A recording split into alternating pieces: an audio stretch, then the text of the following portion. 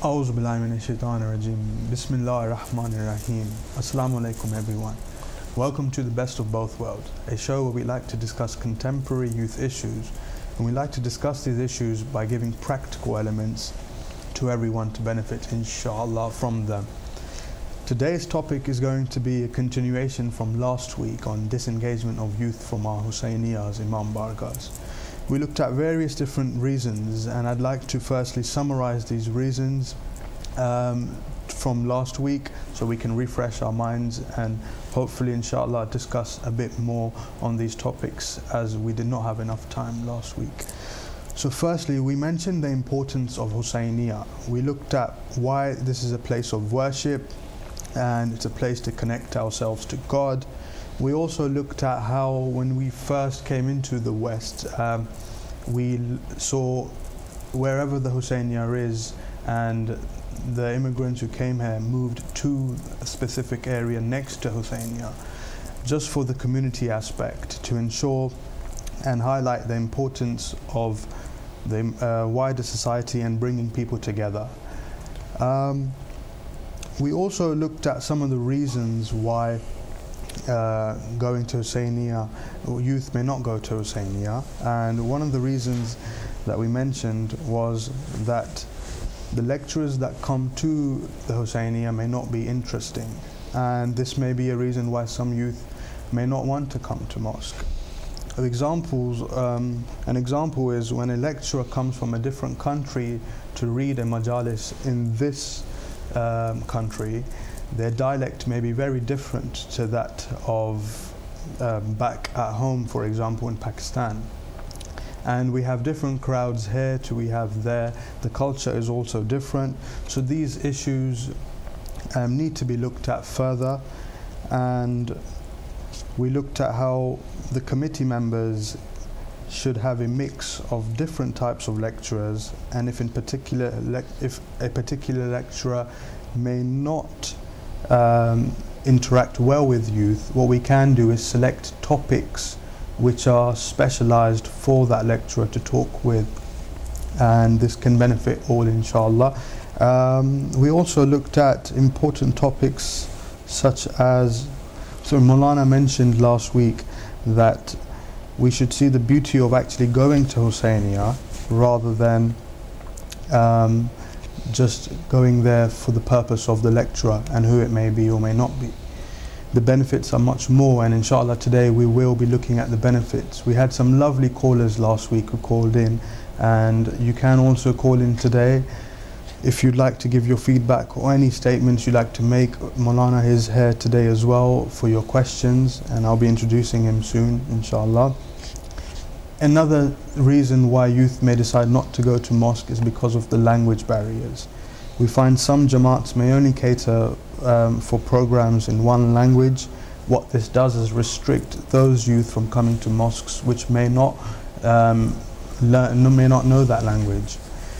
What we spoke about in giving practical elements with regards to this is maybe invite lecturers who can speak other languages, or for institutions and mosques to, for example, have classes. For Clifton Road Mosque in Birmingham does a good program where they have classes once a day every week, and their mother tongue being Gujarati, they give these lessons out to everyone and benefit in the community. What this also does is allow members to come to mosque and the youth to also come to mosque when there is a lecture in Gujarati. Another suggestion which Maulana mentioned is to call lecturers who may recite both languages. And even though this is still upcoming and there are not many Maulanas out there who may be expert in this, this is something we can also look at introducing into Husayniyas. Okay, if not frequently, maybe on occasions, special occasions. Okay. Another reason is some youth may think that programs are too long, and for that reason they may decide not to go to mosque. They may have a busy lifestyle. We don't know why that may be the case, but inshallah, after emphasizing more important, we should look at inviting lecturers who actually can interest the audience, and by doing this we can emphasize on the importance of, for example, the lecture itself, rather than some centers longing the poetry out. We may find that youth may have a short concentration span, and for that reason it's better for sometimes making sure the time is constrained by the committee and emphasizing more on the lecture itself. Maulana also mentioned that we have really good concentration when it comes to watching movies on Netflix and our favorite TV series, but we have to make sure that we put importance in the Hussainiyah exactly the same way when we go to them. Now I'd like to introduce Maulana onto the show. Assalamu alaikum, Maulana. How are you doing? Now Maulana, and I think first we'd start off by mentioning a few more reasons, because of the time constraint last week we didn't have enough time. Another reason where youth may feel that they do not want to go to Hussainiyahs is because centers may have this back at home mentality. For example, immigrants who have come into this country and established Hussainiyahs, they may bring that same culture which they did back then into the Western society. What that does is it doesn't look at the youth, the generation which is becoming born, as you put it. And these immigrants may do programs which only cater for themselves and the older generation, and it may just be subconsciously, and they may not just realize it. And they see the mosques as a safe haven for them basically getting a sense of being back at home. So Maulana, what is the solution to this problem? How can we deal with it? Bismillah ar-Rahman ar-Rahim. Alhamdulillahi Rabbil Alameen. Wa sallallahu ala Sayyidina Muhammadin wa alihi at-tayyibin at-tahirin. Allahumma salli ala Muhammadin wa ala Muhammad. I think first of all, the point, like we discussed last week, is that there's a context to that, the way that people emigrated to this country. They felt disconnected, they felt like they wanted some effect or something from back home to be in their lives, so on and so forth, which is why they had, community centers and Imambarghs and Hussainiyahs were set up in this way. Mm-hmm. Now obviously time has, all of those things have come a long way. We're now in a position where many cities in England and even Scotland are places which are vibrant and full of culture, and it almost sometimes feels more so than back home. Obviously Birmingham is a good example of that, but even other cities as well. So times have moved on. One way, for example, to bring this transition or come onto this particular issue, or how to deal with this particular issue, is, for example, for there to be a parallel program. So if there's a program happening in Arabic, Farsi, Urdu, whichever language is happening, then Idara or a Imambargh which has facilities could have a English program running at the same time in a different hall upstairs or in a different hall separately, mm-hmm. to facilitate for those who can't understand. And obviously in that session it would all be in English. It would, at least for the very basic level, teach people and tell people about the kids about that particular day. So for example, tonight is the night of the 1st of Rajab of Wiladat of our 5th Imam Imambargh alayhi salatu wasalam. So for example, let's say there's a program going on which is in Arabic, Farsi, Urdu, whichever language is in. At the same time, you can have a program which at least is telling the young people some key facts about the 5th Imam alayhi salatu wasalam. Right? It doesn't necessarily have to be a lecture, but at least it's something that when they came there and they went home, they have a basic information, they have a basic knowledge about the that Imam, about whose day it is. So that is perhaps one aspect. Another aspect is that if you can't have a parallel program, then at least have a program in the beginning, one after the other.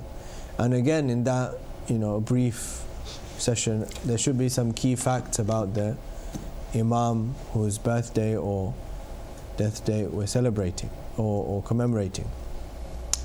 And this doesn't have to be delivered by a Maulana or lecturer. It can be done by anyone, right? We would hope, and I would pray that everybody knows enough facts about each Imam to be able to run through a key facts, like 10-minute, 15-minute discussion about the key facts regarding every Imam. Okay, so when was he born? Where was he born? Who was his parents? What was his life? A few stories from his life. When did he pass away? Where was he buried? What was his ziyarat? These kind of things. So, if at least there is a component of English there to show that young people are being catered for, there's a component that this day is honoring this particular personality, and there's a component. Now, this is point one. Now, last week where we left off, or the point that we wanted to discuss today, was regarding the benefits, right? So for example, we mentioned regarding the point about technology. We said that. What about the mentality? How do we change the mentality? Right. So we mentioned that, for example, at this point about technology, that I can watch lectures on YouTube, or I can find out things online, so on and so forth, which is absolutely fine, and they all have their own place, and it's important, right? We have to be with the times. However, if we see, for example, the narrations. There's a narration today that I was just examining. It's a very beautiful narration. This narration states that the angels come down to every gathering in which Ahlul Bayt alayhi salatu salam are remembered. MashaAllah. So wherever there's a gathering, and this is not just, so it doesn't just mean a majlis or in the imam, but wherever there's a gathering. So even in my house, if I bring a few people and we sit down and we discuss about Ahlul Bayt alayhi salam, it includes that as well. Okay? So it says the angels come down.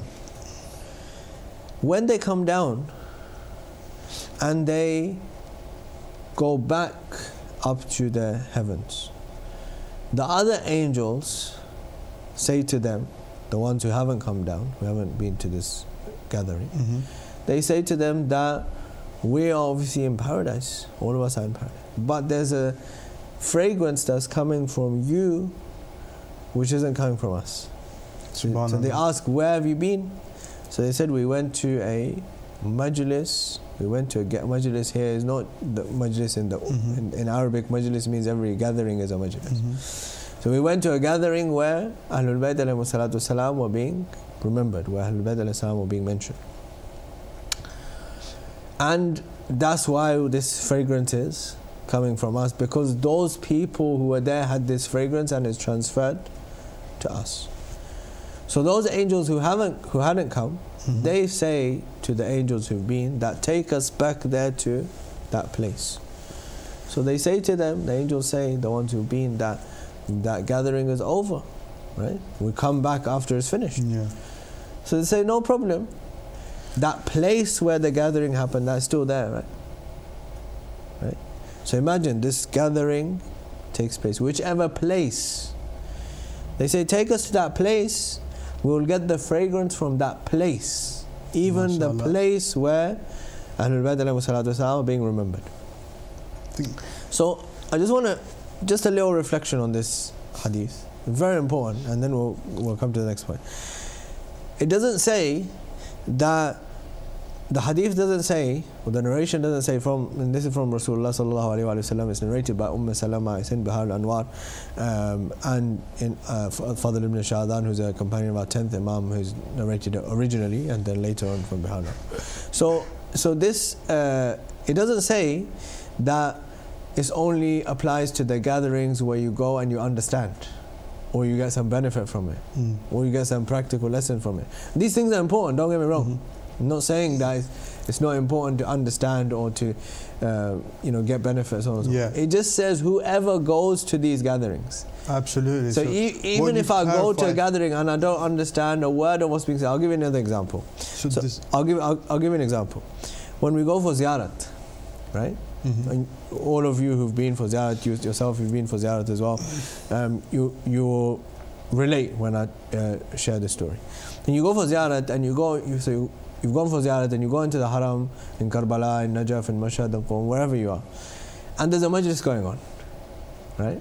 So now if there's a majlis going on, it's either going to be in Arabic if it's in Iraq, or it's going to be in Persian, Farsi if it's in Iraq. But you just being there, having that bounty, even though you don't understand a word that's being said, but you say that I get a good feeling from this. That's what the angels are talking about. That wherever Ahlul Bayt alayhi salam are being remembered, right? That place, even after they've dispersed, they're gone, that place still becomes holy and blessed because of that remembrance. So it's not necessary for me to understand, right? That's number one. Again, don't get me wrong, this doesn't mean that we shouldn't work on making it accessible for everyone, but I can't use that as an excuse and say I don't want to go because I don't understand. No, even going there, even if you don't understand a word, and I'll give you another example. I'll do one more thing and then we'll come to this. This is really important. Why? We've got a brother in Birmingham, and he's from the Afro-Caribbean community, and he always comes to the Husseiniya Mosque, okay? Even though majority of the time the programs are in Urdu, and he doesn't understand, right? Okay, so some of our younger generations might say, look, we don't understand, we only understand like maybe half of what the Mulana is saying, or a quarter, or a few percentage. This person, he understands zero. Definitely, he's from the Afro-Caribbean community. He has no background in Urdu, right? But he's always there in the mosque. Okay, he comes from the beginning of the program right to the end of the program. He's usually one of the last people to leave. MashaAllah. He helps up, cleaning up, so on, giving food to people, whole thing. So I asked him one time, right, and he's been coming there for a long time. Obviously, I've only come to Birmingham for about 9 months ago, but he's been coming to the Husseiniya for a long time. Okay, so I asked him one time that I know 100% that you don't understand. Yeah. I was like zero, not even one, maybe like one word out of that, like a whole 1 hour that I spoke, you're going to understand. So how come you still come here? So he says to me that this place is like my home. Why? Because I love all the brothers who are here. Right? Because of their love for Ahlul Bayt alayhi salam. MashaAllah, yeah. Right? And he says that because I feel like this is my home, these are all my brothers, and I like to be connected with them, even though we know that 0%, he doesn't understand anything.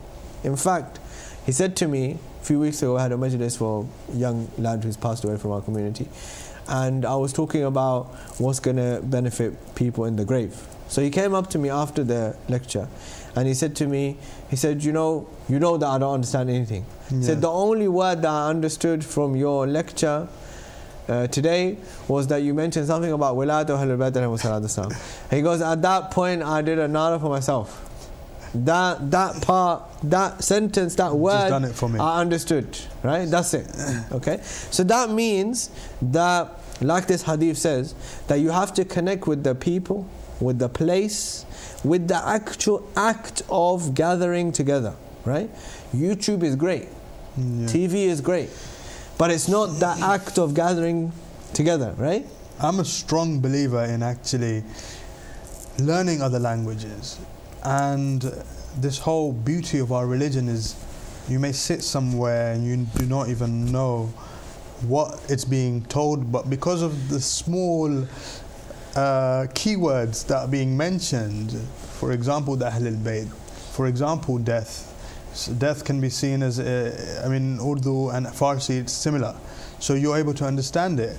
And just bringing people together regardless of what faith you are, I think that itself is such an important thing. Absolutely. So I'm glad you've brought that up. And absolutely. I listen to other lecturers as well and I don't understand them. For example, Agha Panyan, I love his lectures. His dialect is very different. He relates to a lot of Iranian youth, but I can pick up a few words and translation is different, and you find some scholars, whether they be from English and Urdu, they're not able to speak the way he speaks. So we should be open-minded when it comes to language. And like you've mentioned, when a youth is sometimes forced or to go to a lecture which may not be of their language, they should still go there and feel the words which are being said in the atmosphere. I think we'll go on to benefits a bit more later on, as what the benefit is of actually just sitting in the farsh. Okay, so going on to that's fine. Okay, we'd like to take a quick break. Inshallah, we'll talk on this topic when we get back. Inshallah.